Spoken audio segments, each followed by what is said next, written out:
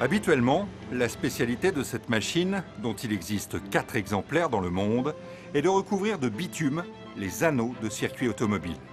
Dans la vallée de la Durance, la machine a été adaptée sur mesure et les équipes spécialement formées pour rénover le canal de Curban. C'est une machine qui fait à peu près 80 tonnes, qui permet de réaliser des enrobés sur un talus ponté à 2 pour 1, voire sur des pentes encore un peu variables, et sur une longueur d'application entre 19,50 m et 23 mètres. En termes de vitesse d'avancement, en fonction de la formule qu'on met en œuvre, on fait entre 300 et 700 mètres par jour. 2 couches sur 5 km 300, soit 130 000 tonnes d'enrobés, l'équivalent des pistes de l'aéroport de Marseille. On a 5 km 300 de canal qui est complètement réhabilité. Alors on passe 2 couches, on a une couche de béton bitumineux drainant de 10 cm et une couche de béton étanche, bitumineux étanche de 8 cm. On a commencé dès l'année 2010 pour faire tous les travaux préparatoires, c'est-à-dire toutes les pistes, toutes les occupations temporaires des plateformes qu'il y a tout autour. Et la grosse partie du chantier que vous voyez aujourd'hui a commencé à partir du mois de mars 2011. Parce qu'il a fallu faire tous les travaux à l'extérieur du canal avant de faire les travaux à l'intérieur du canal. Au bout de ce canal, la galerie, totalement inaccessible lorsqu'elle est immergée.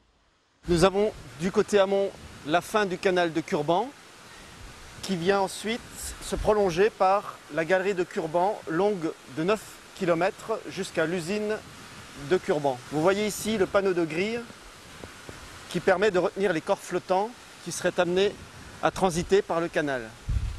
L'aménagement de Curban permet de produire chaque année plus de 450 000 kWh d'électricité, ce qui correspond environ à la consommation d'une ville de 200 000 habitants.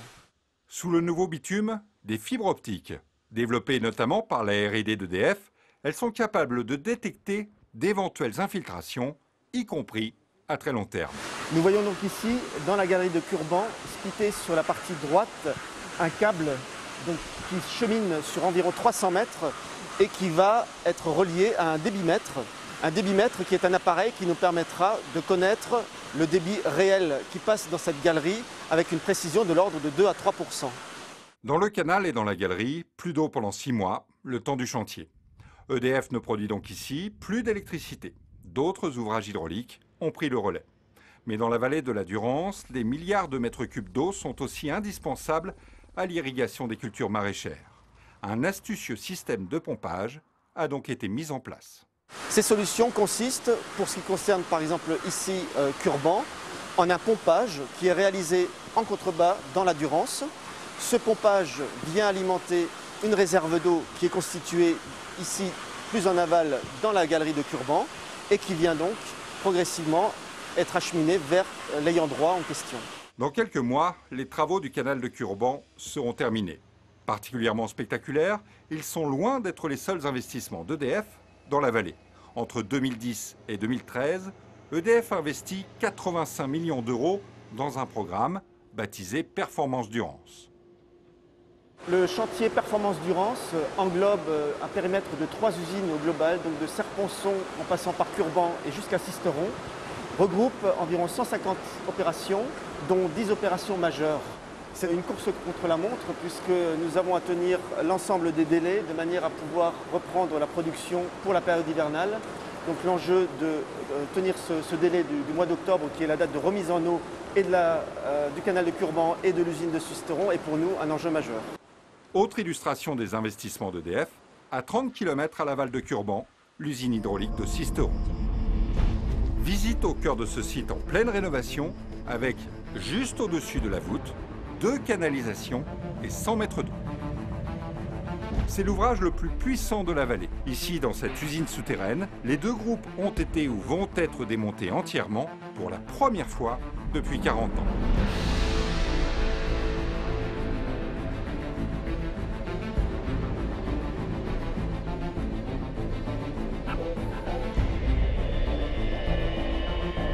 Donc à partir du mois de mai, on a procédé au démontage complet du groupe, c'est-à-dire la partie excitatrice, la partie turbine, la partie alternateur.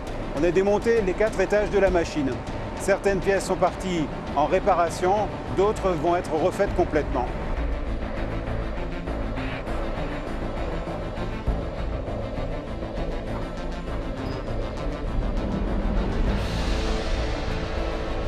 On a mis des véhicules électriques. Au début, on s'est dit avec le nombre de voitures qui vont circuler, avec des voitures de type thermique, ça entraîne beaucoup de pollution en bas dans l'usine. Donc on est passé sur des véhicules électriques. Le rotor que vous voyez ici pèse 230 tonnes.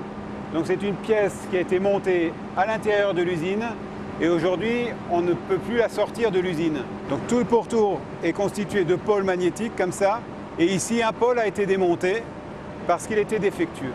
Tous ces travaux de modernisation vont nous permettre de repartir avec une machine neuve ou quasi neuve pour une durée de 40 ans.